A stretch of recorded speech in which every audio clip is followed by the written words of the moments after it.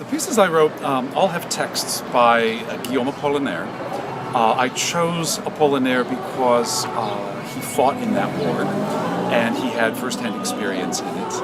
And he wrote a number of poems that addressed various issues of the war, of disillusionment, things of that nature. And the texts were all relatively short, and I wanted to work with brief texts just to keep the pieces manageable and not to go on too long.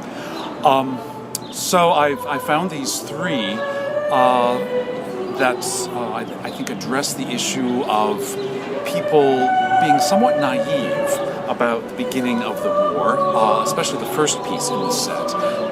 It has a little bit of a naive quality to it, a sort of carefree, happy-go-lucky kind of feel to it.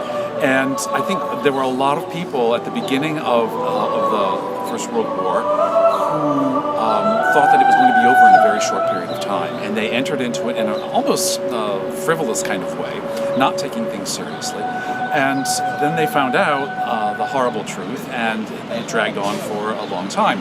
But these poems kind of reflect a little bit of that naivety of the feeling about the war.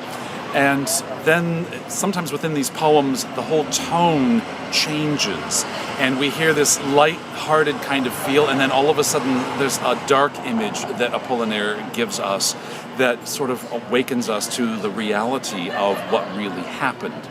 And I think the last of the three poems exemplified that rather well, where he actually had a play on words. The beginning of it was, "Oh God, what a lovely war," and he uses the word "adieu," meaning "oh God," but later on, in the second part of the text, a young lady is bidding her boyfriend goodbye and says "adieu," which looks almost the same. The two words are very similar in the way they're spelled, but of course they have different meanings. And she's saying farewell to him, and he takes off down the road, never to return.